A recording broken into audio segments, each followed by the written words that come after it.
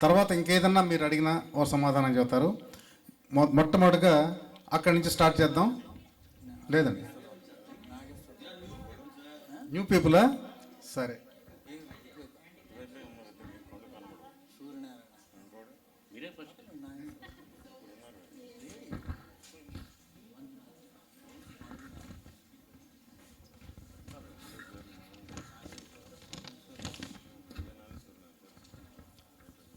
Doctor గారు ఇటువైపు నుంచే మొదలు పెడదాం అంటున్నారు. అవధానం గురించి మీరు 2 మాటలు చెప్పండి.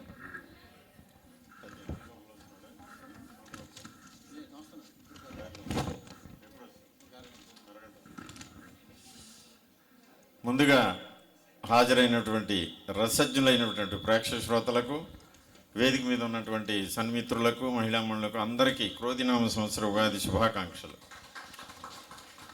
షడ్రుచులతో ఉగాది పచ్చడి సేవించి జీవితంలో అన్ని రసాలని అనుభవించాలనే ఒక గొప్ప ఉద్దేశంతో పుట్టింది ఈ ఉగాది. అలాంటి ఈ ఉగాది నాడు ఈ షడ్రుచుల పచ్చడి యొక్క గొప్పతనాన్ని తెలియజేసిన మన పెద్దలందరినీ ఒకసారి స్మరించుకుందాం. వారందరికీ అనేక నమోవాక్యములు. ఇక ఈనాటి ఘంటసాల గానావధానం. అవధానం అంటే అర్థం ఏకాగ్రత. ఇది కేవలం తెలుగు భాషకే పరిమితమైనటువంటి గొప్ప ప్రక్రియ, ఇంకో భాషలో కానరాని ప్రక్రియ. పూర్వం సంస్కృతంలో ఉండేది, అనేక వందల సంవత్సరాల క్రితం. సంస్కృతం నుంచి మన వాళ్ళు దాన్ని దిగుమతి చేసుకున్నారు. మిగతా భాషీయులు అంటే హిందీ కానీ, తమిళం కానీ, కన్నడ, మిగతా భాషీయులు అందరూ ఈ అవధానాన్ని చేసుకోలేకపోవడానికి కారణం వాళ్ళకి విస్తృతమైన వ్యాకరణం లేకపోవడమే. మన తెలుగులో అలంకారాలు, సమాసాలు, ఈ సంధులు, అన్ని విషయాల్లో మనం ముందున్నాం కాబట్టి, మన వాళ్ళు చాలా తెలివైన వాళ్ళు కాబట్టి ఈ అవధానాన్ని దిగుమతి చేసుకుని దాన్ని చాలా వృద్ధి చేశారు. తిరుపతి వెంకట కవులు అయితే ఆ రోజుల్లో చాలా ముమ్మరంగా అవధానాలు చేసి చాలా మంచి పేరు తెచ్చుకున్నారు.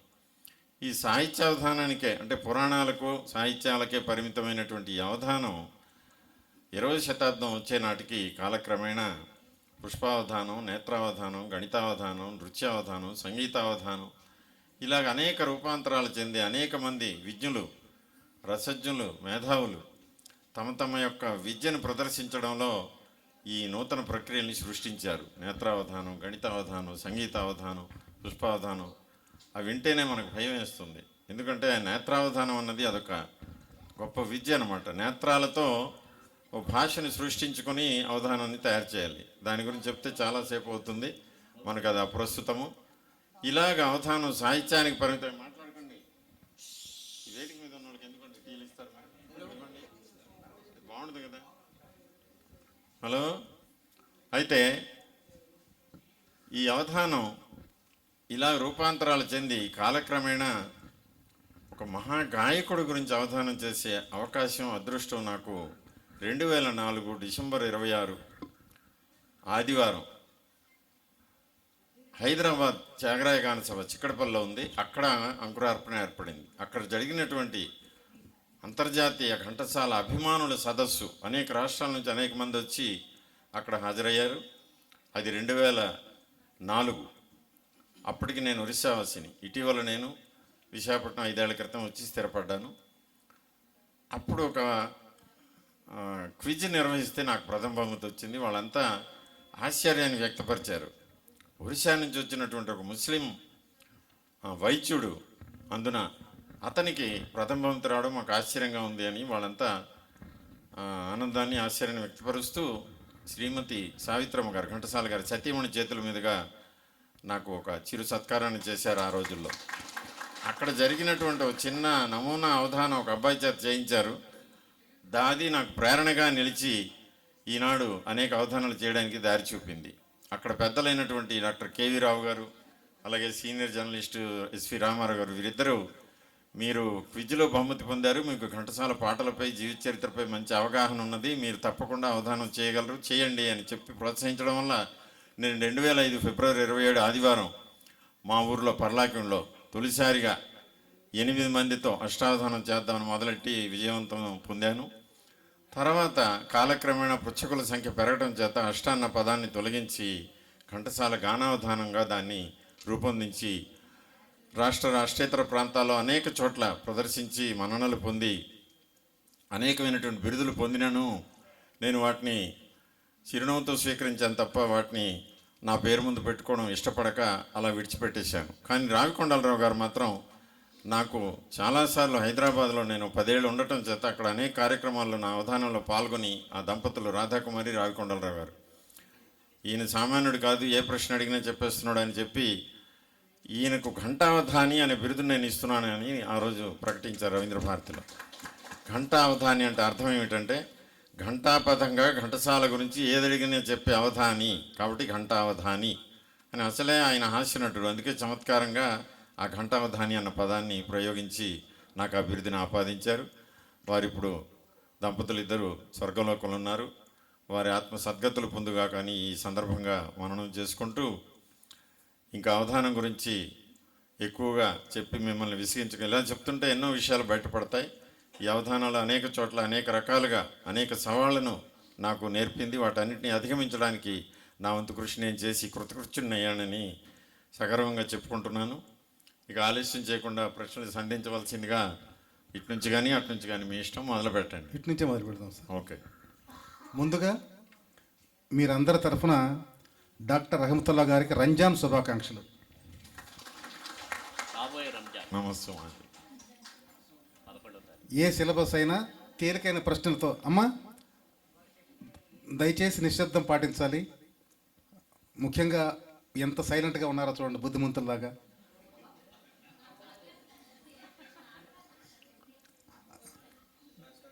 Okay sir. ఘంటసాల గారి తల్లిదండ్రుల పేర్లు చెప్పండి. వారికి అన్నదమ్ములు కానీ అక్క చెల్లెలు కానీ ఉన్నారా? మొదటి ప్రశ్న. అంతే. ఓకే. నేను పాడువాడిని కాబట్టి ఒక పాటలో ఒక లైను అడుగుతాను. నా పేరు నారాయణమూర్తి, ప్రహ్లాదపురం వాస్తవ్యుడిని.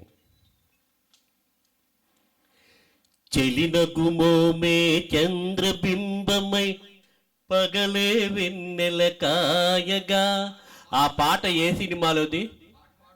చాలా తప్పండి, తెలీదు. నేను పాడువాడు, తెలీదు. అలాగే ఉంటుంది.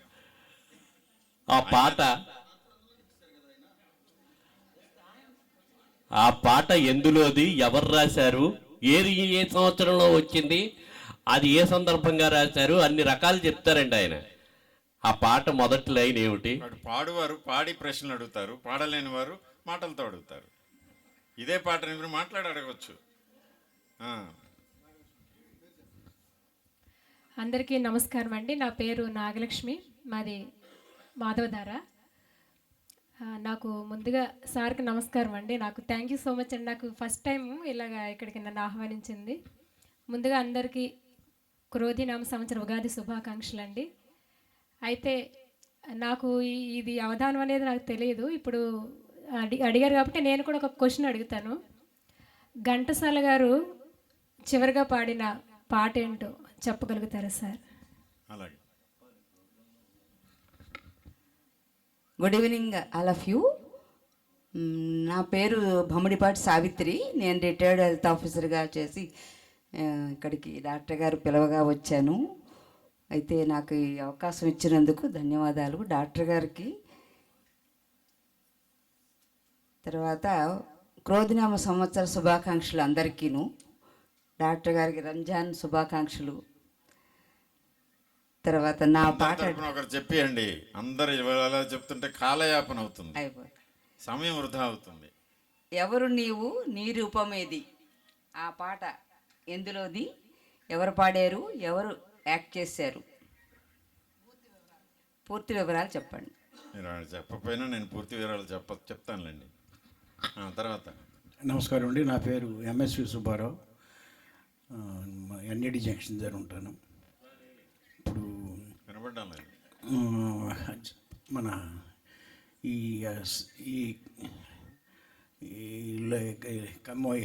కమ్యూనిటీ ఏమీ చెప్పక్కర్లేదు, మీ పేరు ప్రశ్న చెప్తే చాలు. ఈ కమ్యూనిటీ అందరికీ నా ప్రశ్న ఏంటంటే, చెప్తుంటే కాలయాపన తప్ప మరేం లేదు. పేరు ప్రశ్న. మానవుడే తలచినచో గిరుల నెగురవేయడ, మానవుడే తలచినచో నదుల గతులు మార్చడా. ఈ లైన్లు ఏ పాటలోవి, ఆ పాట తాలూకు వివరాలు చెప్పవలసిందిగా కోరుచున్నాను. హరి ఓం. మా శైలర, నా పేరు వడ్డాది గోపాలకృష్ణ, గోపాలపట్నంలో ఉంటాను. ఘంటావధాని గారు, ఘంటసాల మాస్టర్ గారు వారు గానం చేసినటువంటి పాటలతోటి వారితో ఉన్నటువంటి గాయని గాయకులు, ప్రఖ్యాతంగా గాయని మండలి గురించి వారి పాటలు, వారు పాడిన పాటల్లో వారి పేర్లు ఏమైనా ఎప్పుడైనా వచ్చాయా, అది కొంచెం విస్తృతీకరించి చెప్తే సంతోషిస్తాం. అలాగే ఘంటసాల గారు సినిమాల్లో మనం ఘంటసాల పాడినట్టు పాడుతున్నట్టు అంటుంటాం. ఆ ఘంటసాల గారి ప్రాచుర్యం సినిమాల్లో ఉన్న విశేషం చెప్పమని కోరుకుంటూ చిన్న ప్రశ్న మరొకటి. తధోం ధోం ధోం త ధీం ధీం ధీం తధోం ధీం త అంటాం ఇడుతాం తంతాం తంతాం తాం సన్నిధపమ్మ గారి తాళి గట్ట వచ్చినట్ట. ఈ బారు ఘంటసాల గారు పాడారు ఒక గాయకుడికి. అయితే ఆ చిత్రంలో అదే గాయకుడికి మొత్తం వేరే మరో గాయకుడు పాడారు. అయితే ప్రత్యేకత ఏమిటి దీనికి ఉండకుండా ఉండదు. ఈ అద్భుతాన్ని ఒకసారి విశదీకరించి మంచి మనవి చేసుకుంటూ భవదీయుడు వడ్డాది గోపాలకృష్ణమూర్తి, ఒత్తుగా వింటైన పలుగెత్తిపోయే ఘంటసాల గారి గురించి ఇంత అద్భుతమైన కార్యక్రమం పాల్గొనడం ఒక అద్భుతంగా అనుభవం భావిస్తూ జై హో.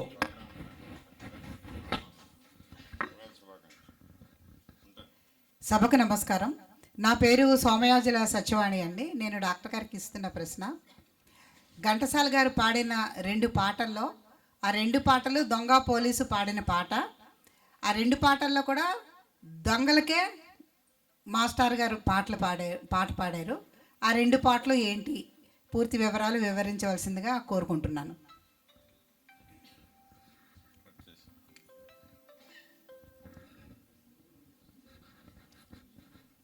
హలో, నా పేరు శివప్రసాద్ అండి. నేను ఇక్కడ అపార్ట్మెంట్లోనే C508లో ఉంటాను. అవధాని గారికి నా ప్రశ్న, ఈ నేపథ్య గీతాలు మన తెలుగులో ఘంటసాల గారే పాడారు తప్ప తక్కిన భాషల్లో అసలు ఎవరు పాడినట్టు లేదు. ఆ నేపథ్య గారు ఘంటసాల గారే ఎందుకు ఎక్కువ పాడవలసి వచ్చింది, ఆ విశేషాలు చెప్పమని కోరుతున్నాను. సభే నమః. నా పేరు జిల్లెడూరు మురళీకృష్ణ. మరి అవధాని గారు నేను చిన్ననాటి నుంచి బాగా చిన్ననాటి స్నేహితులు కూడాను. అయితే అడిగే ప్రశ్న ఏంటంటే, ఘంటసాల గారు ఏఎన్ఆర్కి ఎన్టీఆర్కి పాటలు పాడారు చక్కగాను. అయితే ఆయన పాడే విధానంలో ఎక్కడ మార్పు తెచ్చేవారు, అదే కాకుండా ఆయన పాడేటప్పుడు మధ్యలో ఒక్కొక్క పాట ఏఎన్ఆర్ గారి దాంట్లో కానీ ఘంటసాల గారి దాంట్లో ఎన్టీఆర్లో కానీ ఆ పాట వరుసలో మధ్యలో మాటలు వచ్చేటప్పుడు ఆ మాటలను ఘంటసాల గారు అవలీలగా చక్కగా పాడారు, వాటిని ఇచ్చేశారు. అంచేత అది కూడా తెలియజేయమని. అదే ఇంకా చిన్న ప్రశ్న, వారు స్వతంత్ర భారతదేశం గురించి పాడుపడినప్పుడు కారాగారం వెళ్ళారు. ఆ కారాగారంలో రాసిన పాటల్లో ఒక్క పాటైనా పాడమని చెప్తున్నాను.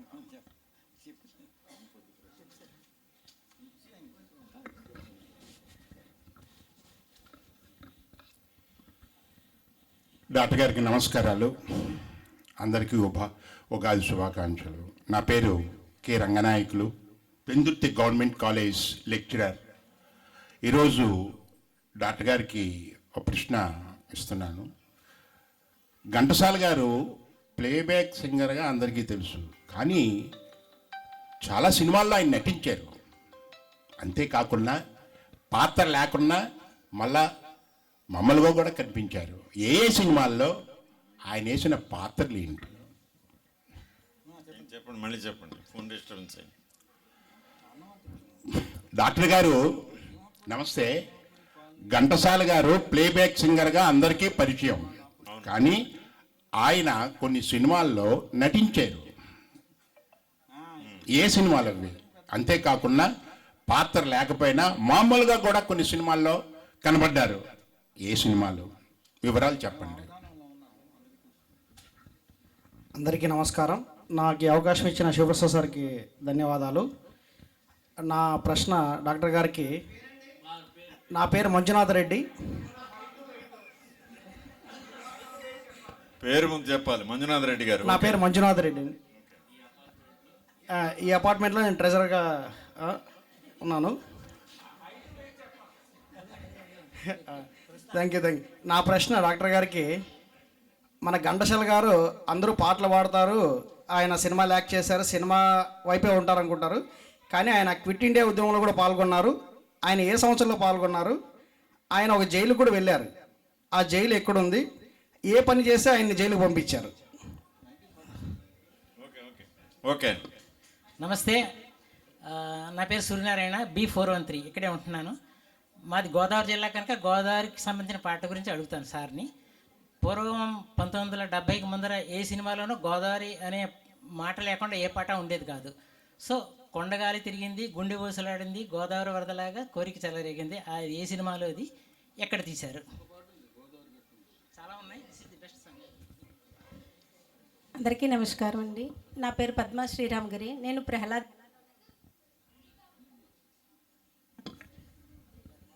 నేను ప్రహ్లాదపురంలోనే ఉంటాను. నా ఒక క్వశ్చన్ ఏంటంటే, ఘంటసాల గారు పాడిన 108వ పాట ఏంటి? ఏం ప్రశ్న అండి? 108వ పాట. పాటలు చాలా పాడారు కదా సార్, ఆయన పాడిన ఒక పాటలో 108 సాంగ్. ఎవరు నేర్పారు ఇలా అడగమని? కష్టం. అవుతారా? చివరి పాట 15వ పాట, 120, 42వ పాట. సరే అయితే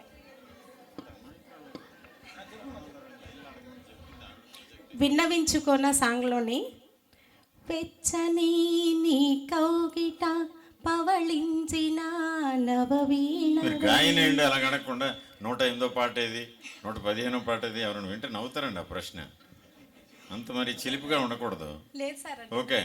వెచ్చని నీ కౌగిట అదే ఈ పాట బాగుంది. ఏ సంవత్సరం వచ్చింది? అవన్నీ నేను చూసుకుంటాను. ఓకే. అందరికీ నమస్కారం అండి. నా పేరు నాగేశ్వరరావు, B112. అందరికీ క్రోధినామ సంవత్సర శుభాకాంక్షలు. ఈద్ ముబారక్ సార్. ధన్యవాదాలండి. వగల రాణి, అవును, అది ఏ పిక్చర్లో చెప్పాలండి? సెకండ్ థింగ్, ఘంటసాల గారు తెలుగే కాకుండా ఎన్ని భాషల్లో పాడారు? అంతే. ఓకే, థ్యాంక్స్ అండి. ఒక ఆవృతం పూర్తయిందండి. దీన్ని రౌండ్ అంటాం ఇంగ్లీష్లో, తెలుగులో ఆవృతం అంటాం. ఈ ఆవృతంలో మస్తాన్ రెడ్డి గారు ముందు ఘంటసాల గారి కుటుంబ విషయాలు అడిగారు. తల్లిదండ్రుల పేరు రత్తమ్మ, తల్లి పేరు సూర్యనారాయణ శాస్త్రి, తండ్రి పేరు సూరయ్య గారు అంటారు, సూర్యనారాయణ శాస్త్రి. ఇక అన్నయ్య ఆదినారాయణ శాస్త్రి, తమ్ముడు సదాశివుడు. ఇక అక్కయ్య జయప్రద, చెల్లెలు సుబ్బమ్మ, అన్నపూర్ణ. ఈ మొత్తం ముగ్గురు అక్క చెల్లెళ్ళు, వీళ్ళు మొత్తం కలిపి ముగ్గురు అన్నదమ్ములు, మొత్తం 6 సంతానం వారికి. ఓకే. ఓకే. అంటే జయప్రద గారు వాళ్ళ సొంత మేనమామే అక్క కూతురునే చేసుకున్నారనమాట. ర్యాలీ పిచ్చిరామయ్య అంటారు అతన్ని, ఆయన చేసుకున్నారు వివాహం. ఓకే. ఇక సిహెచ్ఎస్ నారాయణమూర్తి గారు, ఆయన అడిగినటువంటి ఆ ప్రశ్న చిలినగుమొమ్మి చంద్రబింబమై పగలై వెన్నెల కాయగా, ఈ చరణం అడిగారు. ఇది 1962 జూన్ 7వ తేదీన విడుదలై సంచలనం సృష్టించిన విజయవారి గుండమ్మ కథ చిత్రానికి గాను ఘంటసాల గారి సంగీతం, పింగళి సాహిత్యం, విజయ ప్రొడక్షన్స్, నాగిరెడ్డి చక్రపాణి నిర్మాతలు, దర్శకుడు కమలాకర కామేశ్వరరావు. ఇది ఘంటసాల సుశీల పాడారు, ఏఎన్ఆర్ జమునపై చిత్రీకరించారు. ఎందుకు చిత్రీకరించారని కూడా మీరు అడిగారు. ఈ చిత్రంలో సన్నివేశపరంగా సవతి కూతురేమో సావిత్రి మంచి అమ్మాయి, ఈ జమున అహంకారి. వీళ్ళిద్దరికీ తగిన గుణపాఠం చెప్పాలని, ముఖ్యంగా గుండమ్మ గుణపాఠం చెప్పాలని ఎస్వి రంగారావు తన చిన్ననాటి స్నేహితుని భార్య ఈ గుండమ్మ, ఆ ఉద్దేశంతో ఆయన ఈ రామారావు నాగేశ్వరం ఇద్దరిని పంపించి అక్కడ నాటకం ఆడించి, ఈయన నాగేశ్వరరావు తాగుబోతులాగా వ్యవహరించి నటించి ఆ రకంగా జమునని భర్త యొక్క గొప్పతనాన్ని తెలియజేసేటట్టు చేసి ఇంటి నుంచి ఆమె వెళ్ళిపోతుంది.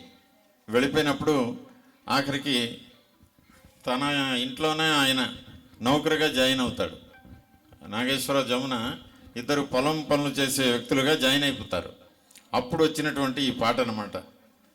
భర్తే దగ్గర ఉంటే ఇంకా ఈ స్వర్గాలు ఇవన్నీ ఎందుకు, భార్య ఎక్కడ ఉంటే ఆ కొడైకనాలు ఇవన్నీ ఎందుకు అని వారనమాట. అది ప్రేమయాత్రలకు బృందావనము నందనవనము ఏలనో, ప్రేమించిన పతి ఎదుటనుండగా వేరే దైవము ఏలనో. ఘంటసాల గారి సంగీతం, ఘంటసాల సుశీల పాడారు, నాగేశ్వర జములపై చిత్రీకరణ. ఓకే,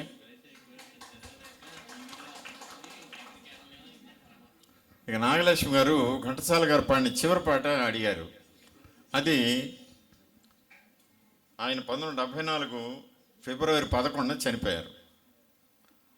ఆయన జనవరి 29న 30న అంటే జనవరి 30న అస్వస్థత పొంది హాస్పిటల్లో జాయిన్ అయ్యారు. ఆ రోజు రథసప్తం అన్నమాట, 1974 జనవరి 30. అంతకు ముందు రోజు భద్రాచల సీతారామ వైభవం అనే ఒక డాక్యుమెంటరీలో పాడారు, కానీ అది విడుదల కాలేదు. ఆ సినిమా కూడా పూర్తి కాలేదు. అదే నెలలో జనవరి 2న యశోదకృష్ణ చిత్రానికి గాను వీనస్ మహీజ వారు నిర్మించారు ఆ చిత్రం. దానికి ఒక బ్యాక్గ్రౌండ్ సాంగ్, శ్రీకృష్ణుని యొక్క చిలిపితనాలు అవన్నీ, చిన్ననాటి వెన్న దొంగ ఇవన్నీ వేషాలన్నీ చూపిస్తూ తెర వెనుక ఘంటసాల గారి కంఠం వినబడుతుంది. కొసరాజు రాశారు, రాజేశ్వరరావు సంగీతం. 1975లో యశోదకృష్ణ విడుదలైంది.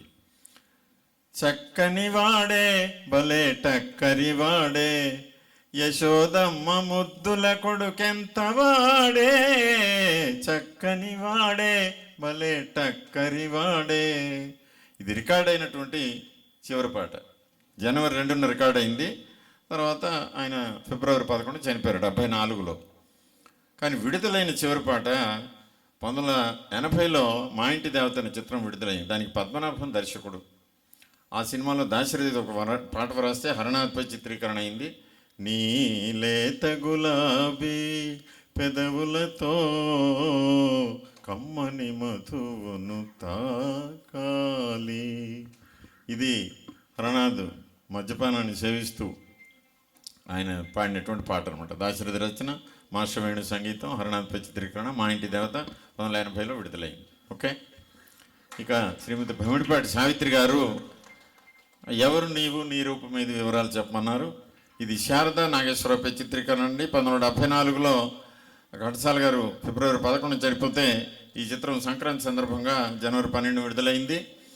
ఇది ఎంఎస్ విశ్వనాథన్ గారి సంగీత దర్శకత్వంలో వచ్చిన సినిమా అండి, ప్రేమలు పెళ్ళిళ్ళు. ఇది ఘంటసాల సుశీల పాడారు, ఆత్రేయ రచన, విశ్వనాథన్ సంగీతం, నాగేశ్వరరావు శారదపై చిత్రీకరణ. ఎవరు నీవు నీ రూపమేది, ఏమని పిలిచేది, నిన్నేమని పిలిచేది, నేనని వేరే లేనే లేనని ఎలా తెలిపేది, మీకెలా తెలిపేది. అది పాట. ఓకే, ఇక సుబ్బారావు గారు అడిగిన ప్రశ్న, మనుష్యుడు తలుచుకుంటే నదుల గతులే మారవా? మారతాయి. నదుల అనుసంధానం కూడా అనేక మంది మంత్రులు చేశారు. అలాగా నదుల గతులు మారతాయి. అయితే ఈ పాట ఒక డబ్బింగ్ చిత్రానికి గాను శ్రీశ్రీ రాశారు. పామర్తి సుధీర్ ఫడ్కే అని ఆయన సంగీతం అనమాట ఈ చిత్రానికి. ఆ సినిమా పేరు గాంధారి గర్వభంగం. ఇదే చిత్రం బాలభారతం అని 1972లో విడుదలైందండి. ఎస్వి రంగారావు భీష్ముడుగా నటించాడు. ఇది డబ్బింగ్ చిత్రంలో ఆ పాట ఘంటసాల గారు పాడారు. ఇది నేపథ్య గీతం. భీముడు అర్జునుడు వేసినటువంటి ఆ బాణాలతో స్వర్గానికి దారిపై చూపిస్తే ఆ బాణాలని అధిరోహిస్తుండగా వచ్చినటువంటి నేపథ్య గీతం అనమాట ఇది. ఇది 1958లో విడుదలైనటువంటి చిత్రం గాంధారి గర్వభంగం. మనుష్యుడిల మహానుభావుడే చూడగా, మనుష్యుడిల మహానుభావుడే 14 లోకాలకెదురన్నది లేదుగా, ఎదురే లేదుగా, మనుష్యుడిల మహానుభావుడే. ఇదే పాట శ్రీశ్రీ రాస్తే ఇలాంటి పాట మాకు కావాలని శ్రీశ్రీ మేనలుడి చేత బాలభారతంలో రాయించుకున్నారు. అదే పాటని మార్పులు చేసి మానవుడే మహనీయుడు అని ఆయన పెట్టాడు.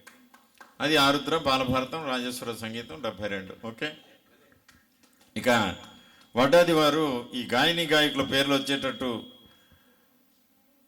ప్రశ్నలు వేస్తూ అలాగే మాయాబజార్లోని అహనా పెళ్ళంట పాట కూడా ఉటంకించారు. ఈ గాయని గాయకుల పేర్లు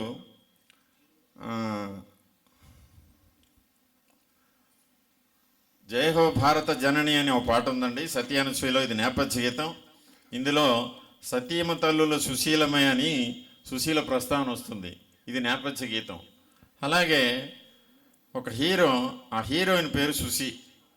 ఆమె ఏదో అపార్థం చేసుకుని తనను మోసగించిందని తాగుతూ పాడతాడు. ఇలా ఇలా జీవితం పోతే పోనీ క్షణం. ఈ పాట పరువు ప్రతిష్ఠితంలో రామారావుపై చిత్రీకరణ. ఆయన పాడుతూ అందులో అంజలిదేవి పేరు సుశీల. కాబట్టి ఈయన చూసావా సుశీ అని ఏడుస్తూ సుశీ పేరుని పలుకుతాడు. అలాగే ఆ రకంగా సుశీల పేరుని ఘంటసాల గారు ఈ 2 పాటల్లో పలికారు. ఇక జిక్కి, ఈ జిక్కి అన్నది చిక్కి అన్నప్పుడు మన దాంట్లో పరుషములు సరళములైనట్టు, సరళములు పరుషములైనట్టు మనకి ఏమిటి సౌండ్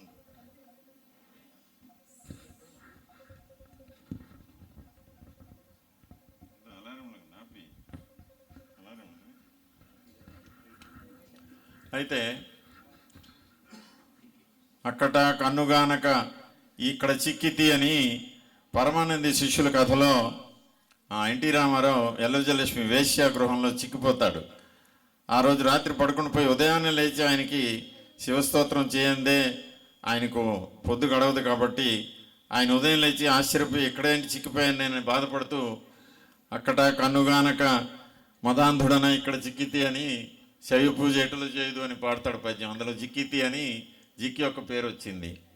అలాగే ఎల్లారి ఈశ్వరి మరి మీకు తెలిసిందే, జగదీశ్వరి, పరమేశ్వరి, రాజేశ్వరి అని పాట ధర్మదత్తలు ఉంది. ఈశ్వరి జయము నీవే అది కూడా ఉంది.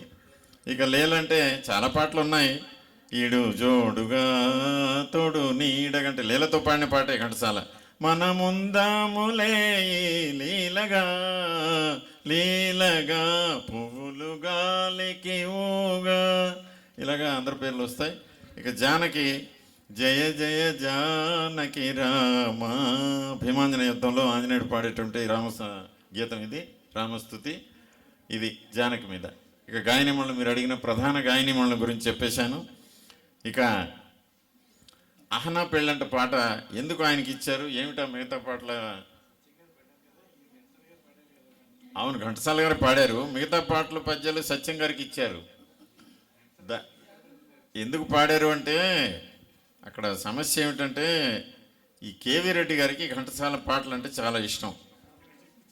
ఆయన పెద్ద మనుషుల సినిమా 1954 తీసినప్పుడు అందులో 2 పాటలు రేలంగికి ఘంటసాల గారి చేత పాడించారు. శివశివమూర్తి గణనాథ, నందామయ గురుడ నందామయ అనే పాటలు 2. అప్పటి నుంచి ఘంటసాల గారు అంటే కేవీ రెడ్డి గారికి చాలా చాలా ఇష్టం అన్నమాట. ఈయన చేతే అన్ని పాటలు పాడించాలి, ఎందుకంటే ఈయన ఏ పాట ఇచ్చినా సరే దానికి భావపోషణ చేసి చక్కగా పాడుతున్నాడు. ఈ మాయాబజార్లో సుందరిని వంటి పాట పాడేటప్పుడు కూడా అలాగే జరిగింది. ఆ పిఠాపురం పాడుతున్నాడు, ఘంటసాల గారు నేర్పిస్తున్నారు. ఎంత నేర్పించినా ఈయన నేర్పించినట్టు ఆయన పట్లు పట్టుకోలేకపోతున్నాడు పిఠాపురం. ఆయన చెప్తున్నది ఒకటి, ఈయన పాడుతున్నది ఒకటి అయిపోయి మొత్తం మీద ఆ పాట పూర్తయింది. మధ్యలో సావిత్రి మాటలు కూడా ఉంటాయి ఆ పాటలో. సుందరిని వంటి దివ్యస్వరూపం మీ అందరికీ తెలిసిందే, అది ఒక పెద్ద హిట్ సినిమా కదా మాయాబజార్. అయితే కేవీ రెడ్డి గారు నాకు ఏమీ నచ్చలేదు ఈ పాట. ఘంటసాల ఒకసారి నువ్వు పాడు, మేము రికార్డ్ చేసి చూస్తూ ఉంటే ఈయన బాధపడ్డారు. అదేంటి సార్, నాలాగే పొట్ట చేత పట్టుకుని అందరూ వచ్చారు కదా బాబు, వాళ్ళు బ్రతకాలి కదా, ఎందుకు మళ్ళీ నా చేత పాడిస్తున్నారంటే, లేదు ఆయనకి ఇవ్వాల్సిన డబ్బులు ఇచ్చేసాం, నువ్వు ఒకసారి పాడితే వినాలన్నది, ఒకసారి పాడు అని చెప్పి ఘంటసాల మళ్ళీ సావిత్రిని పిలిపించి పాడించి రికార్డ్ చేశారు. ఇదే బాగుందా, ఇదే మేము పెట్టుకుంటాను, ఇంకేం మాట్లాడి వెళ్ళిపో అని చెప్పారు. ఘంటసాల చాలా బాధపడ్డారు. అయితే పిఠాపురంకి నిజానిజాలు తెలుస్తాయి. ఏమని, ఘంటసాల గారు ఒప్పుకోలేదు, నా పాటే ఉంచమన్నారు, అయినా సరే నిర్మాత దర్శకులు బలవంతంగా ఆ పాట పెట్టారని. నిజాలు చాలా ముఖ్యమండి, అవి తెలియడం వల్లే ఘంటసాల చాలా గొప్పవాడు. ఆయన విడిచిపెట్టిన ఎంగిలి మెతుకులు ఏరుకుని పాడుకుంటూ మేము బ్రతికామని తర్వాత వచ్చిన గాయకులు చెప్పుకోగలిగారు. కాబట్టి అది ఘంటసాల గారి గొప్పతనం. అలాగా ఘంటసాల గారు మాధవపెద్దికి బళి బళి బళి దేవా బాగున్నదే నీ మాయ, అలాగే ఘటోద్గజుని అష్టదిక్క కుంభి పద్యాలు ఉన్నాయి కదా, అవన్నీ జై హే ఘటోత్కచ జై జై ఘటోత్కచ అని ఈ ఉరివియల్ల పొగడవలదే అనేసి కీర్తింపవలదే అని పద్యాలు ఉన్నాయి కదా, నువ్వు పాడితేనే బాగుంటాయి, నువ్వే పాడాలి. లేదండి రామారావుకి నాగేశ్వరరావుకి నేనే పాడుతున్నాను బాబు, ఇంకా తర్వాత రేలంగికి మిగతా వాళ్ళకి రంగారావుకి మాధవ్ పెద్ది పిఠాపురం పాడితేనే బాగుంటుందని గొడవ చేసి ఆ మాధవ్ పెద్ది చేత పాపం ఆయన గొడవ చేసి పాడించారు ఆ పాటలని. వివాహ భోజనం కూడా నువ్వే పాడాలని గొడవ చేశారు. అయినా సరే ఘంటసాల తాలూకా ఔదార్యము విశాల హృదయం ఎంతదంటే మరి చెప్పలేం. ఆ రకంగా ఘంటసాల గారు వాళ్ళ చేత పాడించి చేస్తే ఈ అహనా పెళ్ళంట మాధవ్ పెద్ది పాడుతున్నాడు కానీ ఆ రసజ్ఞత అది రావడం లేదు. తథోం థోం ధోం తత ధీం ధీం ధీం తడదం తడదం అగడదంతా అనుకుని అది తమాషాగా ఆయన అంటాడు. ఆయనకి అటువంటి కంఠం ఉంది అనగలడు కానీ అంటున్నాడు, కానీ నిర్మాత దర్శకులకి నచ్చలేదు. ఆ దర్శకుడు కేవీ రెడ్డికి అయితే మరీ చికాగ్గా ఉంది, ఘంటసాల పాడితేనే బాగుంటుందని చెప్పి ఈ ఒక్క పాట నువ్వు పాడాయని చెప్పేసి ఆయనకి ఇచ్చేశారు. ఈ రకంగా ఘంటసాల గారికి గొప్ప సంస్కారం ఉంది, గొప్ప సహృదయం ఉంది. అటువంటి గొప్ప వ్యక్తి కాబట్టి చిత్రసీమలో మీరు ఎవరిని అడిగినా ఘంటసాల గురించి చెప్పండి, ఏమైనా ఆయన దుర్మార్గుడో ఎవరినైనా మోసం చేశాడంటే అలాంటి మహనీయుడు ఎక్కడ దొరకడు బాబు. అంతటి విద్వత్తుండి వినయం ఉన్నటువంటి ఒకే ఒక వ్యక్తి ఘంటసాల అని నాగయ్య గారు ఎన్నోసార్లు ఘంటసాల గారి గురించి కీర్తించారు. అటువంటి గొప్ప వ్యక్తి మన ఘంటసాల గారు. ఇక స్వామినాథుల సత్యవాణి గారు చమత్కారమైన ప్రశ్న వేశారు. దొంగ పోలీస్, ఈ దొంగ పోలీస్ పాటలు 2 చెప్పమన్నారు. దొంగ పోలీసు పాడుకోవాలి ఇద్దరు. దొంగతో పోలీస్ పాట ఎలా ఉంటుంది మరి? ఇప్పుడు ముందుగా 58లో సినిమా విడుదలైంది, అలాగే 1969లో కూడా సినిమా విడుదలైంది. ఈ రెండిట్లోని దొంగ పోలీస్ పాటలు ఉన్నాయి. ముందుగా 59లో విడుదలైనటువంటి సినిమా అన్నా తమ్ముడు. ఇందులో దొంగ ఎన్టీ రామారావు, పోలీసు రేలంగి. ఆయన వెంటాడటంలో రేలంగి ఈ రామారావు దొంగని వెంటాడుతుంటే ఈయన ఒక డ్రామా హాల్లో దూరిపోయి ఎక్కడున్నాడో తెలియదు. అయినా సరే వీడు బయట కాస్తాడు రేలంగి. అప్పుడు ఆడవేషం వేసుకుని రామారావు బయటకు వస్తాడు. వీడే రామారావు లాగా ఉన్నాడే అని కనిపెట్టి అనుమానించి వయస్సు మళ్ళిన వన్నెలాడి సొగసు తుల్లిపోయే గదవే పక్క చూపుటకులాడి చిక్కినవే బాహుబంధాల నా బాహుబంధాల. ముందు ఉక్కు బంధాల అంటాడు. ఉక్కు బంధాలు ఏమిట్రా బాబు అని ఆయన అంటే బాహుబంధాలను మారుస్తాడు. ఉక్కు బంధాలంటే అవన్నమాట, బేడీలు. అంత డబుల్ మీనింగ్ ఉంటుంది ఆ పాటలో, చాలా తమాషాగా ఉంటుంది. కాబట్టి ఘంటసాల గారు స్త్రీ వేషం వేసిన ఎన్టీ రామారావుకి పాడతారు, రేలంగేమో పోలీస్గా వయసు మళ్ళిన వన్నెలాడి అని పాడతారు. ఇది తమాషా అయినటువంటి గీతం. ఇది రావూరి సత్యనారాయణ రాశారు. ఇది అన్నతమ్ముడు అనే చిత్రం 58లో విడుదలైంది, రాజరాజేశ్వరి కంపెనీ. దీనికి సిఎస్ రావు దర్శకుడు, అశ్వత్థామ సంగీతం, రామారావు రేలంగి నటించారు. అది ఒక పాట. తర్వాత 69లో నారాయణ రెడ్డి రాసినటువంటి ఒక పాట వచ్చింది, అది ఘంటసాల బాలసుబ్రహ్మణ్యం పాడారు. ఈ పాట వెనుక కూడా చాలా కథలు ఉన్నాయి. ముఖ్యంగా కృష్ణ ఘంటసాల, శోభనబాబుకి బాలసుబ్రహ్మణ్యం పాడారు. శోభనబాబు పోలీసు, కృష్ణేమో కారణాంతరంలో దొంగగా మారి వీళ్ళిద్దరు కలుసుకునే తరుణం వస్తుంది. ఎన్నాళ్ళు వేచిన ఉదయం అనే పాట అనమాట అది. అయితే మొదట ఘంటసాల గారికి శోభనబాబు ఘంటసాల పాడాలి, కృష్ణకి అప్పటికే బాలసుబ్రహ్మణ్యం చాలా సినిమాలు పాడేస్తున్నాడు కాబట్టి కృష్ణకే నప్పుతుందని బాలసుబ్రహ్మణ్యం చేత పాడిస్తే నాగుళ్ళు తిరిగే కోనలో ఏ న్యాయం పనికిరాదని కత్తిని విసిరే వాణిని ఆ కత్తితోనే గెలవాలని నేనెరిగిన చేదు నిజం అని అక్కడ హుంకరింపు ఉంది. అది ఆ పాటలో ఉన్నటువంటి డెప్త్ అంటారు. అది దొంగ చాలా ఆవేశంగా పాడుతున్నాడు, పోలీసేమో మంచిని చేసిన మనిషిని ఏ వంచన ఏమీ చేయదని అని తేలిగ్గా మృదువుగా బాలసుబ్రహ్మణ్యం గొంతు సరిపోయిందిరా బాబు, ఈ కంఠం వీడికి ఇచ్చేయాలని చెప్పి ఆ సాహిత్యానికి బాలసుబ్రహ్మణ్యంకి ఇచ్చి ఈ సాహిత్యం బాలసుబ్రహ్మణ్యం పాడలేకపోతున్నాడు కాబట్టి ఘంటసాల చేత మళ్ళీ పాడిద్దామని చెప్పి మార్చారు. ఇలాగ చిత్రసీమ అంటేనే చిత్ర విచిత్రాలు జరుగుతుంటాయి, అందుకే దాన్ని చిత్రసీమ అన్నారు. ఇలాంటి చిత్ర విచిత్రాలు అనేకమైనటువంటి చిత్రసీమలు ఉన్నాయి. ఇదొక విచిత్రం అన్నమాట. నారాయణ రెడ్డి రచన, కోదండపాణి సంగీతం. సంక్రాంతి సందర్భంగా 1969లో విడుదలైనటువంటి మంచి మిత్రులు అనే చిత్రానికి గాను శోభన్ బాబు పోలీసుగా, కృష్ణ దొంగగా నటించారు. ఘంటసాల బాలచంద్రుడు పాడారు. ఓకే. ఇక సామినేని శివప్రసాద్ గారు నేపథ్య గీతాలు ఘంటసాల ఎందుకు పాడాలి, ఎందుకు అలాగా ఆయన మీద ముద్ర పడింది అని అడిగారు. ఆ రోజుల్లో నేపథ్య గీతాలు ఎంఎస్ రామారావు కూడా ఎక్కువ పాడేవారు. కానీ ఆయన గొంతులో ఒక రకమైనటువంటి వణుకు ఉండేది. జీవితమెంతేలే మానవ జీవితమెంతేలే అని జయసింహంలో ఒక నేపథ్య గీతం ఉంది. అది ఎంఎస్ రామారావు పాడారు. అది 55వ సంవత్సరం. అప్పటికి ఘంటసాల గారు ఇలాంటి పాటలు పాడడంలో లబ్ధ ప్రతిష్టలు అయ్యున్నారు. అయినా సరే ఎంఎస్ రామారావుకి ఒక అవకాశం ఇద్దామని నందమూరి సోదరులు వాళ్ళు ఏంటంటే ఎక్కువగా అందరికీ అవకాశాలు ఇవ్వాలనే ఉద్దేశం ఉన్నవాళ్ళు కాబట్టి, అందరూ బ్రతకాలి కాబట్టి అలాగా చిన్న చిన్న వాళ్ళ గాయకులకు కూడా అవకాశాలు ఇచ్చేవారు. అలాగా ఆయనకు ఆ పాట వెళ్ళింది. కానీ 1948లోనే పల్నాటి యుద్ధం అనే చిత్రం విడుదలైనప్పుడు తీరిపోయేనా మాత నేటితో నీ రుణాను బంధము తీరిపోయేనా మాత అని గాలిపెంచల నరసింహరావు సంగీతంలో పల్నాటి యుద్ధంలో తొలి నేపథ్య గీతం ఘంటసాల గారు పాడారు. అక్కడి నుంచి ఆయనకి అలా నేపథ్య గీతాలంటే ఘంటసాల పాడాలి, ఆయన ఏదైనా పాట మనం ఇస్తే దానిలో పరకాయ ప్రవేశం చేసి ఇది ఎలా పాడితే ప్రేక్షకుల హృదయాల్లో శాశ్వతంగా తిష్టవేస్తుంది అన్న ఒక అద్భుతమైనటువంటి ఒక ఉద్దేశం ఉన్నటువంటి మన పాటల దేవుడు ఘంటసాల అనమాట. అందుకే ఆయనకు నేపథ్య గీతాలంటే ఘంటసాలకే ఇవ్వాలన్నారు. తర్వాత తరంలో పిబి శ్రీనివాస్ 1-2 పాడారు, మాధవపెద్ది కూడా 1-2 పాడారు, వీళ్ళందరూ పాడారు. పిఠాపురం నాగేశ్వరరావు కూడా పాడాడు. ఎంతమంది పాడినా 1-2 పాటలే. ఘంటసాల గారివి చాలా పాటలు ఉన్నాయి. నేపథ్య గీతాలు సుమారు 140 పైన ఉంటాయి. ఘంటసాల గారివి 100 దాకా ఉంటాయి నేపథ్య గీతాలు. అలాంటి ఘన చరిత్ర ఉన్నటువంటి మన పాటల దేవుడు ఘంటసాల గారు. ఇంకా ఆయన భావపోషణ చేస్తాడు కాబట్టి ఘంటసాల గారికే ఇచ్చేవారు. కానీ అంతటి గొప్ప ఘంటసాల గారు అభిమానం అనే సినిమాలో మంచి నేపథ్య గీతం ఉంది. దయగల్ల తల్లికి మించిన దైవం వేరే లేదురా అని. ఎందుకో మరి ఇక్కడ తల్లి బాధపడుతుంది, వెనక నేనెందుకు పాడాలి, ఒక అమ్మాయి చేత పాడిద్దాం, స్త్రీ కంఠం చేత పాడిద్దామని సుశీలమ్మ చేత పాడించారు. అది ఒక ఆశ్చర్యకరమైనటువంటి పరిణామం. నిర్మాతలు చెప్పుంటారు మీరే పాడండి సార్ అని.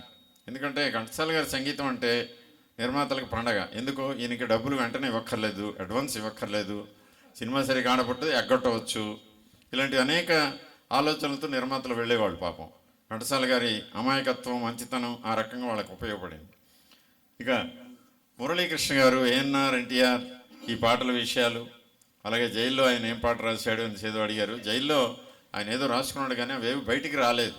స్వాతంత్రోద్యమానికి సంబంధించి ఆయన రాశారు.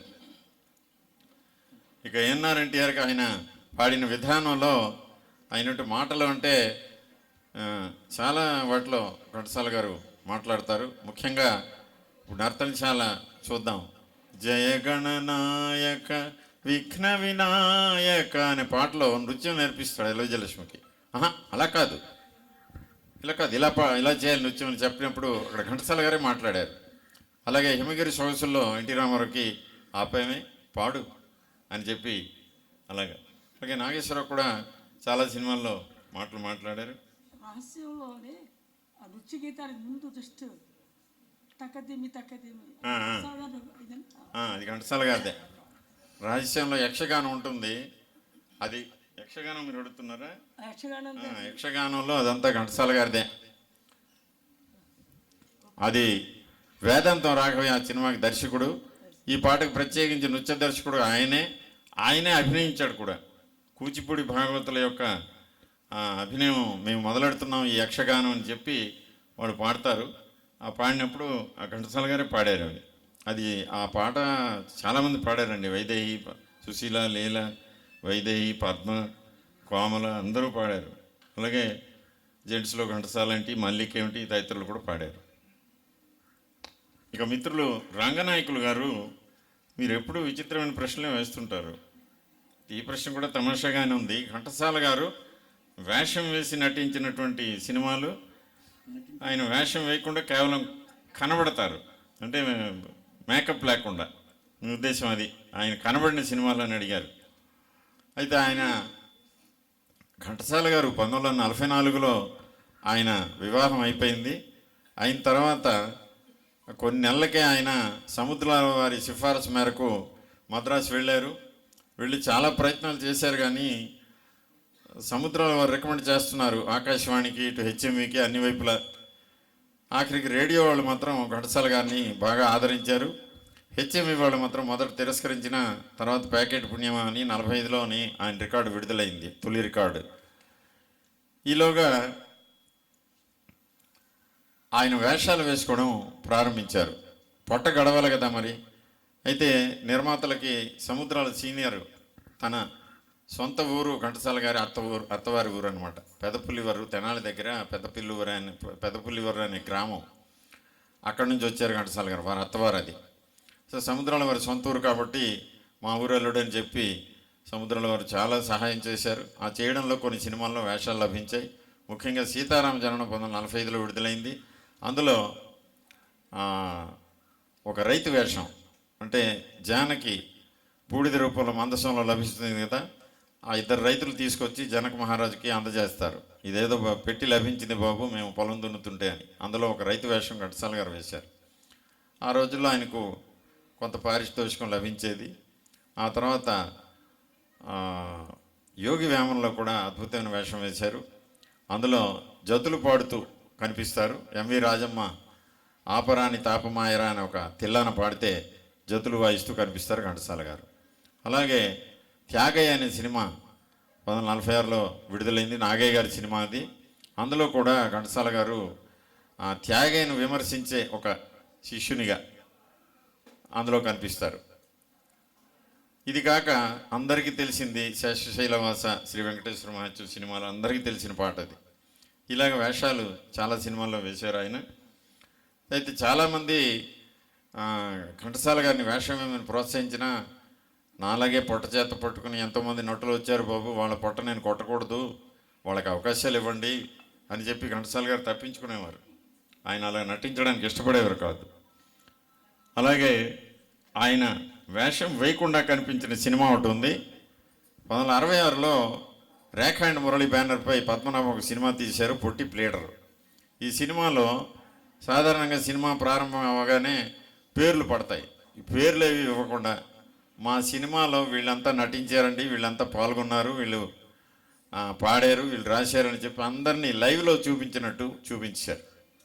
ఇదిగో ఈయన ఘంటసాల గారు పాడారండి, తర్వాత సుశీలమ్మ, ఇదిగో పిబి శ్రీనివాస్, ఇలాగ అందరు పాత్రధారుల్ని పరిచయం చేశారు ఆయన. ఆ రకంగా సాంకేతిక నిపుణుల్ని వేదిక మీద పరిచయం చేసి అలా ఘంటసాల గారిని అంటే లైవ్లో చూసే అదృష్టం మనకు కలిగింది. అలాగే శాస్త్రీయలవస ఆల్రెడీ చెప్పానండి, మళ్ళీ మీరెందుకు అడుగుతారు. ఆ తర్వాత కథానాయకుడు అనే సినిమా విడుదలైందండి 1968లో. ఆ రోజుల్లో ట్రైలర్ వేయడం అన్నది ఒక విశేషం అనమాట. ఈ ట్రైలర్ వేసినప్పుడు ఘంటసాల సుశీల పాడిన వినవయ్య రామయ్య ఏమయ్య భీమైన పాట ఒక 6 నిమిషం అలా మనకు చూపించేవారు. అప్పుడు ఘంటసాల సుశీల పాడుతున్నట్టు మనకు చూపించారు. ఆ రకంగా వేషం వేయకుండా ఆయన ఆ 2 సినిమాల్లో మనకు కనిపించారండి. రంగనాయకులు గారు వింటున్నారా? ఓకే, ధన్యవాదాలు. మంజునాథరెడ్డి గారు, మీరు అడిగిన ప్రశ్న ఈ 1942లో వచ్చినటువంటి ఉద్యమం క్విట్ ఇండియా గురించి అడిగారు. క్విట్ ఇండియా 1942 ఆగస్టు 11 వచ్చిందండి. ఆ మూమెంట్లో ఘంటసాల గారు తన స్వగ్రామైనటువంటి గుడివాడ తాలూకు చౌటపల్లి నుంచి కొందరి యువకులు, 42 అంటే ఆయనకి 20 ఏళ్ళు, 1922లో పుట్టారు. ఆ యువరక్తం ఆవేశం ఉంటుంది కదా, దేశభక్తి ఇవన్నీ ఉండేవి ఆయనకు. అందుకే క్విట్ ఇండియా అని చెప్పి ఆయన కూడా కొన్ని పాటలు వ్రాసుకున్నవి. బ్రిటిష్ దాన్ని తరలిపోమని చెప్పడమే ఆ ఉద్దేశం క్విట్ ఇండియా అంటే. తెల్లదొర నువ్వు వెళ్ళిపో, మా పరిపాలన మేము చేసుకుంటాం అన్న ఆ భావంతో వచ్చిన పాటలు అనేకం పాడి ఆ రైలు పట్టాలు పీకడానికి ప్రయత్నించినట్టు. అలా చేయడం వల్ల కొందరు ఆ విషయం పోలీసులకు తెలియజేస్తే వాళ్ళు వచ్చి అనేక మందిని తీసుకెళ్ళిపోయారు. అందులో వీళ్ళ మేనమామ, వీళ్ళ తమ్ముడు సదాశివుడు, వీళ్ళందరూ ఉన్నారు. ఆ ఊరు వాళ్ళంతా బ్రతిమాలి వాళ్ళందరినీ విడిచిపెట్టి ఘంటసాల మరి పాడతాడు, ఆయన పాడాడు, నిజమే ఆయన ఒప్పుకుంటే ఆయన తీసుకెళ్ళి 18 నెలలు జైలు శిక్ష వేశారు. ఆ వేయడంలో మొదట రాజమండ్రి జైల్లో ఉన్నారు కొన్నాళ్ళు. ఒక 5-6 నెలలు అక్కడ ఉన్న తర్వాత మరొక 8 నెలలు, ఒక ఏప్రిల్ నుంచి సెప్టెంబర్ వరకు, అంటే సుమారు 5 నెలలు ఆలీపూర్ జైల్లో ఉన్నారండి. బళ్ళారి దగ్గర ఆలీపూర్ అనే జైలు, అక్కడ ఉన్నారు. ఆయన 1943, 42 వెళ్ళారు కదా, ఆగస్టు 12 ఆ ప్రాంతంలో. 43 సెప్టెంబర్ 30న విడుదలయ్యారు. అంటే సుమారు 14 నెలలు మాత్రమే. కానీ విధించిన శిక్ష 18 నెలలు. వీరి మంచితనానికి, సత్ప్రవర్తనకు ప్రభుత్వం వారు మెచ్చి 4 నెలల శిక్ష తగ్గించి 14 నెలలకి విడిచిపెట్టారు. అది ఆయన తెర వెనుక చరిత్ర. ఇక సూర్యనారాయణ గారు, మీరు గోదావరి గురించి ప్రత్యేకించి అడిగారు. కొండగాలి తిరిగింది అని చెప్పి అడిగారు. అది ఉయ్యాల జంపాల చిత్రం అండి, 1965లో విడుదలైంది. కృష్ణకుమారి, జగ్గపై చిత్రీకరణ, ఘంటసాల, సుశీల పాడారు. సుశీల కేవలం ఆలాపనలో ఎక్కువ చేస్తారు ఇందులో. ఆరుద్ర రచన, పెండ్యాల సంగీతం, అనుపమ ప్రొడక్షన్స్ బ్యానర్పై కేబీ తిలక్ నిర్మించినటువంటి చిత్రం ఇది. ఇది 1965లో విడుదలైంది. కొండగాలి తిరిగింది. కొండగాలి తిరిగింది, కొండగాలి తిరిగింది, గుండె ఊసులాడింది, గోదావరి వరదలగా కోరిక చెలరేగింది. అది ఓకే అండి, ధన్యవాదాలు. ఇక శ్రీమతి పద్మ గారు, మీరు అడిగినటువంటి ఆ ప్రశ్న, ఈ విన్నవించుకున్న చిన్న కోరిక అనే వెచ్చని కౌగిట నవవీణనై, అది అది చరణంలోని భాగం, అది మీరు అడిగారు. ఇది దాశరథి రచన, చలపతిరావు సంగీతం. 1968లో బంగారు గాజులు రవీంద్ర ప్రొడక్షన్ బ్యానర్పై విడుదలైంది. సిఎస్ రావు దీనికి దర్శకుడు, నిర్మాత తమ్మారెడ్డి కృష్ణమూర్తి, సంగీతం టి చలపతిరావు, దాశరథి రచన. కళ్యాణ్ రాగంలో ఆయన స్వరపరిచారు. విన్నవించుకోనా చిన్న కోరిక, ఇన్నాళ్ళు నా మదిలో ఉన్న కోరిక. అది నాగేశ్వరరావు భారతిపై చిత్రీకరణ, ఘంటసాల, సుశీల పాడారు. ఓకే. ఇక చివరిగా నాగేశ్వరరావు గారు, మీరు అడిగినటువంటి ప్రశ్న వగలరాణి పాట గురించి అడిగారు. తర్వాత అనుబంధ ప్రశ్న కూడా మీరు వేశారు. వగలరాణి అనే పాట శివరంజన్ రాగంలో ఘంటసాల గారు స్వరపరిచారు. ఈ రాగం అంటే అర్థం విషాద గీతాలకు నిలయం. శివరంజని అనే రాగం 7 పాటలకే ఉపయోగపడుతుంది. కానీ ఆయన పరిశోధన చేసి అదే రాగంలో ఒక శిల్పి గీతం, హుషారనే గీతాన్ని ఆయన స్వరపరచగలిగారు. ఇది నారాయణ రెడ్డి రచన. 1963లో ఆగస్టు 15న విడుదలైంది. ఇది బందిపోటు చిత్రం. విఠలాచార్య దర్శకత్వం, రాజలక్ష్మి ప్రొడక్షన్ బ్యానర్, సుందర్లాల్ నాథ దుండి నిర్మించారు ఈ చిత్రాన్ని. విఠలాచార్య దర్శకుడు, నారాయణ రెడ్డి రచన, ఘంటసాల సంగీతం, ఘంటసాల ఏకకంఠ గీతం వగలరాణి నీవే. కృష్ణకుమారి, రాజనాల, రమణారెడ్డి తదితరులందరూ ఈ పాటలో కనిపిస్తారు. ఓకే.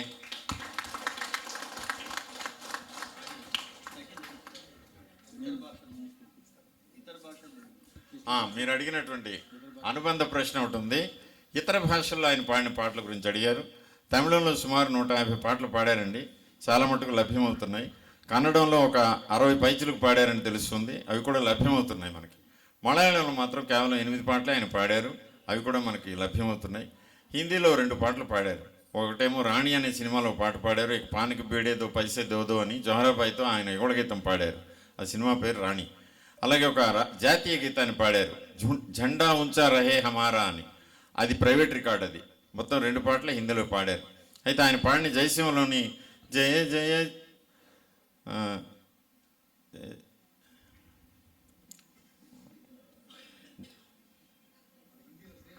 హిందీలో అదే పాటను పెట్టారు. జయసింహలో జయ జయ జయ జయ శ్రీరామ రఘువర శుభకర శ్రీరామ జయ జయ శ్రీరామ రఘువర అని గుమ్మడి పాడతాడు ఆ సినిమాలో.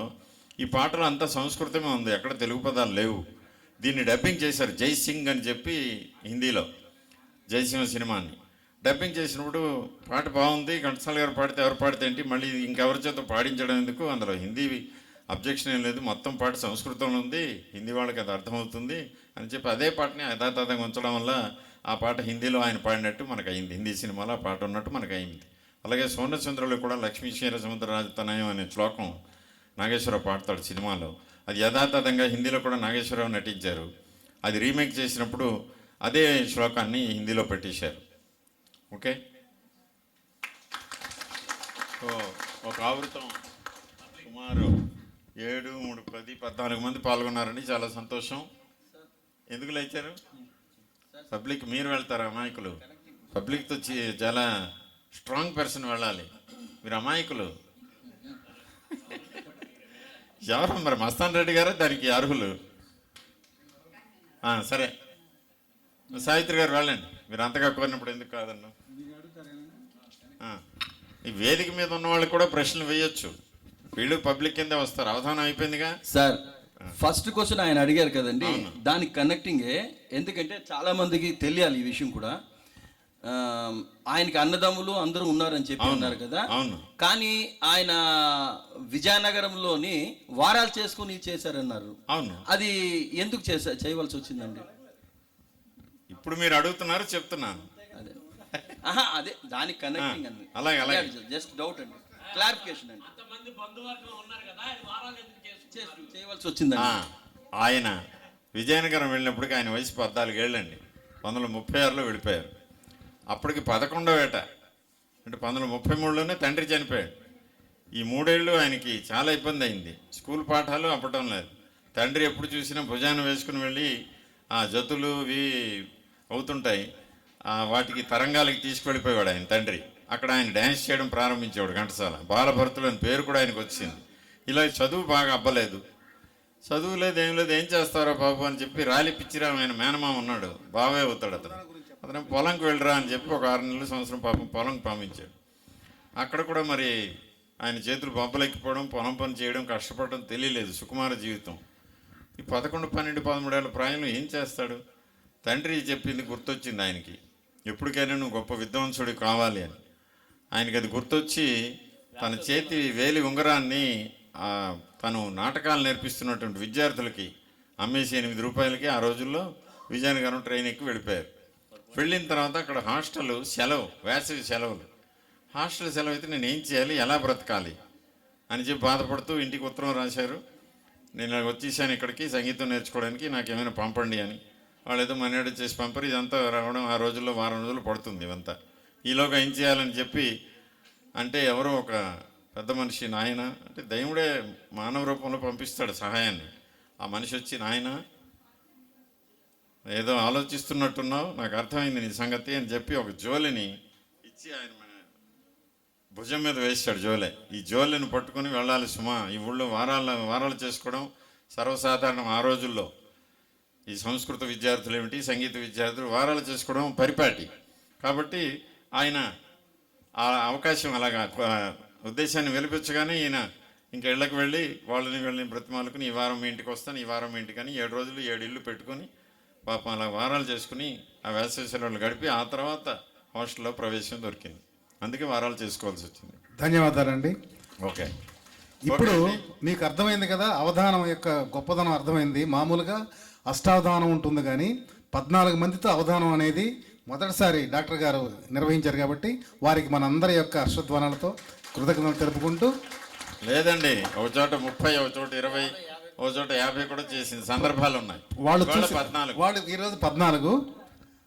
మనిషి పేరు గుర్తుపెట్టుకోవాలి, మనిషి అడిగిన ప్రశ్న గుర్తుపెట్టుకోవాలి, దానికి సమాధానం గుర్తుపెట్టుకోవాలి, చెప్పగలగాలి.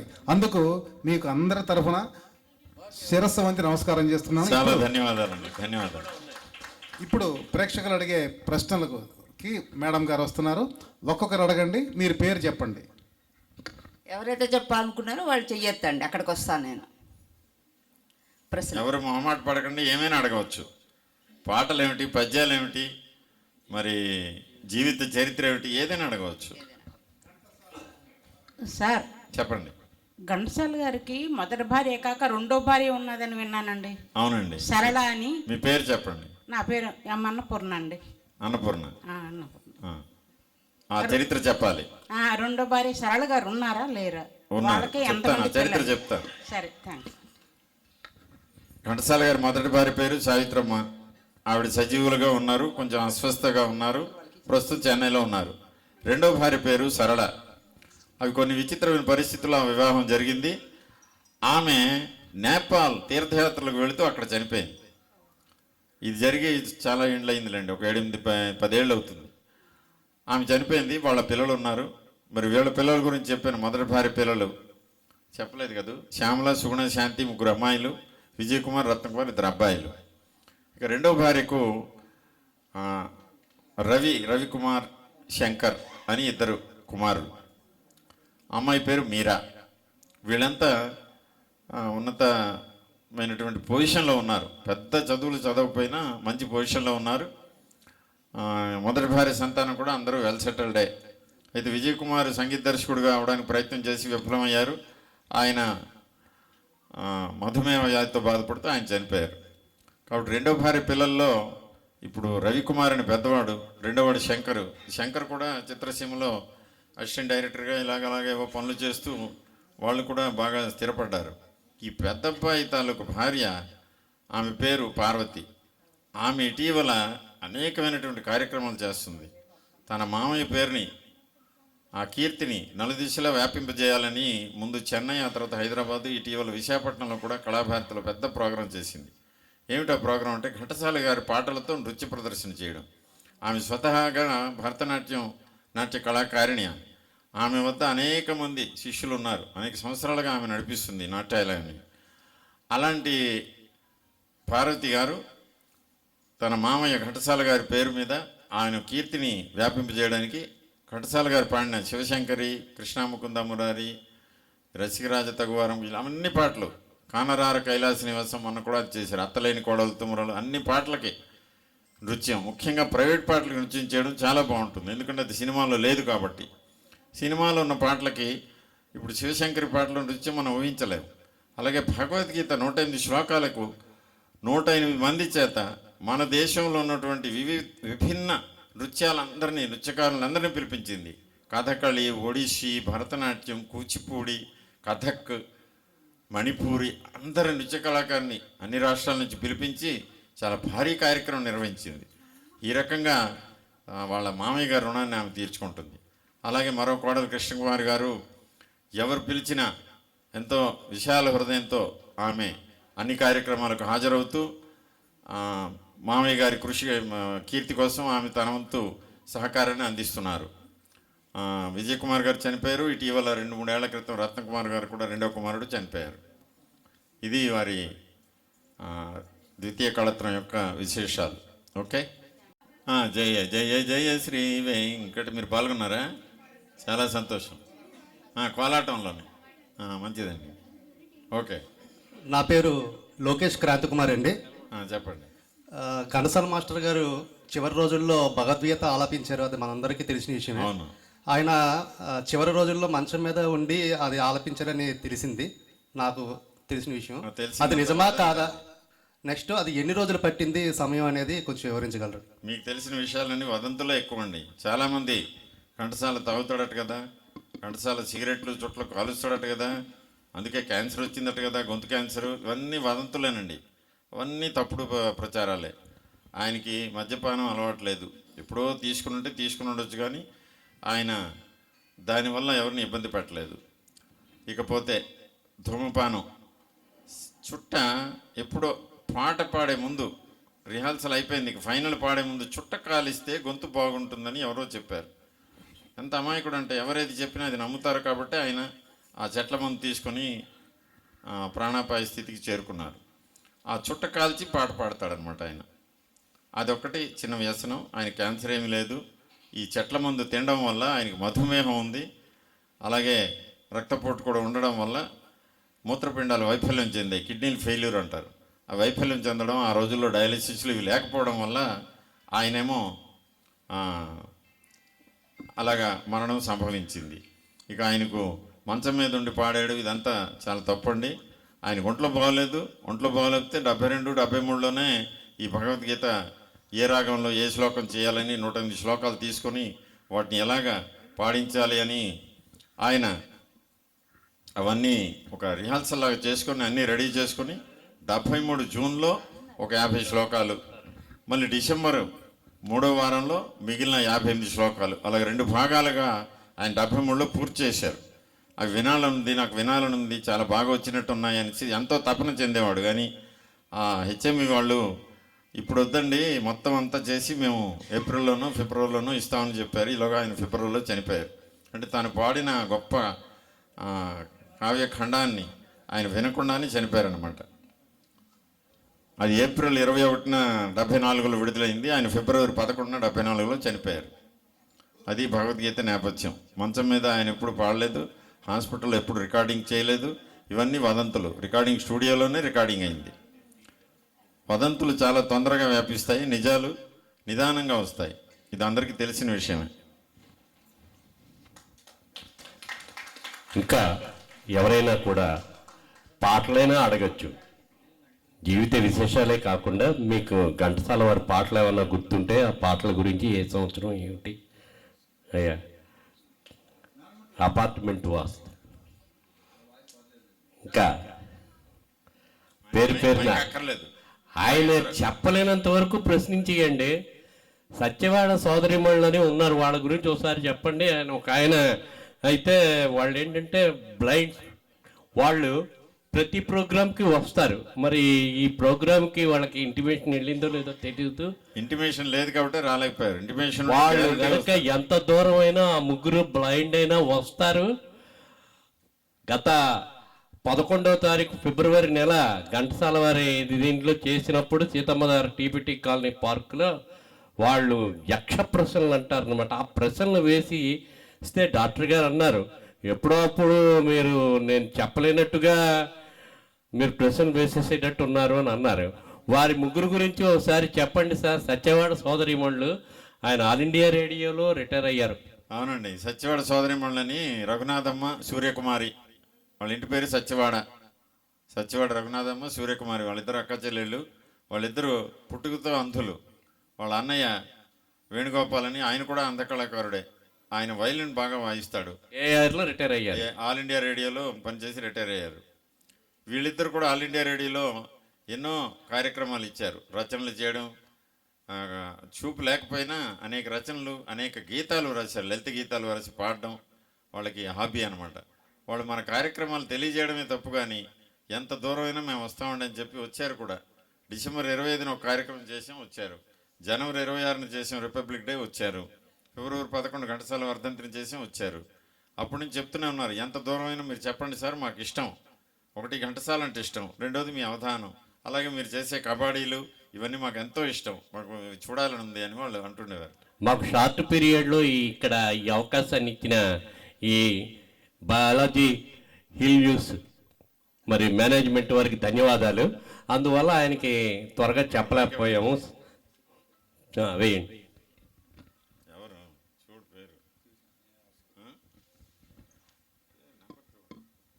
ఘంటసాల గారు నేపథ్య గానమే కాకుండా దర్శకత్వం కూడా వహించారండి.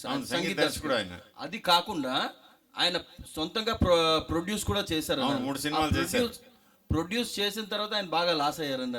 మూడిట్లో లాస్ అయ్యాడు. బాగా లాస్ అయ్యారు. మూడిట్లో లాస్ అయ్యాడు. అదే 53 పరోపకారం, 56 సొంత ఊరు, 60లో భక్త రఘునాథ్. 3 సినిమాలకు ఆయనకి నష్టం వచ్చింది. ఆయనకి ఉన్న కారు కూడా అమ్ముకోవాల్సి వచ్చిందని తెలుసు. కారు కూడా అమ్ముకోవాల్సిన పరిస్థితి వచ్చింది. సార్ ఇప్పుడున్న సంగీత దర్శకుడు తమన్కి ఆయనకి రిలేషన్ ఏంటి సార్? తమన్ ఉన్నారు సంగీత దర్శకుడు. ఘంటసాల బలరామయ్య అని ఉండేవారు కదా, వారి మనవడు ఈ తమన్. ఘంటసాల తమన్ అన్నది ఘంటసాల గారికి సంబంధం లేదు, ఇంటి పేరు ఒకటే.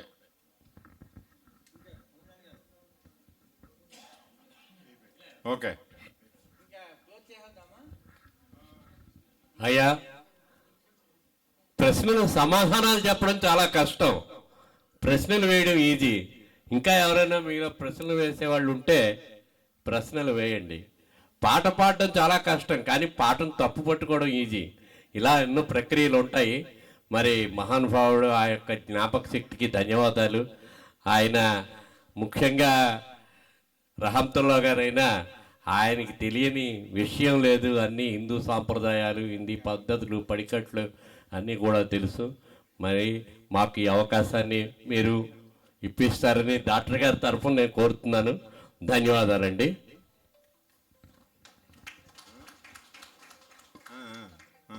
నెక్స్ట్ అనౌన్స్ చేయవలసిందిగా డాక్టర్ మేడా మస్తాన్ రెడ్డి గారిని కోరుతున్నాను. నెక్స్ట్ ఐటమ్ అందరికీ నాన్ స్టాప్ ఎంటర్టైన్మెంట్ లా ఉంటుంది. కబడ్డీ పెడదాం, పెడితే బాగుంటుంది. కబడ్డీ. ఈ కబడ్డీలో మాకు మహిళలతో సమస్యలు వస్తున్నాయి. పురుషులు ఎక్కువగా ఉన్నారు పాల్గొనే వాళ్ళు, మహిళలు తక్కువగా ఉన్నారు. హలో, మీరు ఎలాగా గెలుస్తారు? మాదే పై చేయి అంటారులేండి, ఎలాగా ఉంది ఒహోబడాయి చాలో అంటారు. కుర్చీలు తీసేద్దాం సార్. నాగలక్ష్మి, నాగలక్ష్మి హలో మీరు హలో హలో ఒకసారి చూస్తే మీకు అర్థమైపోతుంది.